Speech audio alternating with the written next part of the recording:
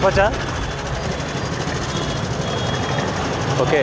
ఈ జరగబోయే సార్వత్రిక ఎన్నికలను దృష్టిలో పెట్టుకొని గౌరవ సిపి పిహెచ్డి రామకృష్ణ సార్ ఆదేశాల మేరకు ఈరోజు ఏఎస్ నగర్ పోలీస్ స్టేషన్ లిమిట్స్లో కొంచెం డెన్స్ పాపులేషన్ ఉన్నటువంటి లొకాలిటీస్లో ఈ ఫ్లాగ్ మార్చ్ నిర్వహించడం జరుగుతుంది.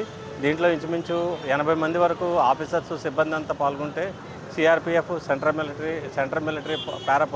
సెంట్రల్ పారామిలిటరీ ఫోర్సెస్ కూడా దీంట్లో భాగంగా మెయిన్ పార్ట్ వాళ్ళే ఉన్నాయి. అండ్ మా ఆఫీసర్స్ వీళ్ళందరూ కలిపి ఈరోజు పార్టిసిపేషన్ చేయడం జరుగుతుంది. దీని ఉద్దేశం ఏంటంటే ప్రజలందరికీ ఒక ఇండికేషన్, ఒక మెసేజ్ మేము పంపించదలుచుకున్నాం. అదేంటంటే స్వేచ్ఛగా, శాంతియుతంగా ఎలక్షన్ ప్రాసెస్ని కండక్ట్ చేసుకోవాలండి. ఎలక్షన్ కమిషన్ ఆదేశాల మేరకు ఎలక్షన్ రోజున, పోలింగ్ డే రోజున కానీ, ముందు కానీ, తర్వాత కానీ ఏ వ్యక్తులు ఎలాంటి అసాంఘికమైనటువంటి కార్యక్రమాలు, ఇల్లీగల్ యాక్టివిటీస్, పోల్ డిస్టర్బ్ చేయటం కానీ, పోల్ని కొంచెం డిస్టర్బ్ చేయడం, లేకపోతే ఎనీ యాక్టివిటీ చేసి అంతరాయం కలగజేయడం కానీ, పోలింగ్కి వచ్చేటువంటి ఓటర్స్ని ఇబ్బంది కలగజేయడం, ఓటర్స్కి ఇలాంటి యాక్టివిటీస్ ఏం చేసినా చట్ట ప్రకారం కఠిన చర్యలు తీసుకుంటారు. అంతేకాకుండా మీ అందరికీ కూడా సఫిషియెంట్ పోలీస్ స్ట్రెంత్ అంతా ఉంది అని చూపించడం కోసం ఈ షో పెట్టడం జరిగింది.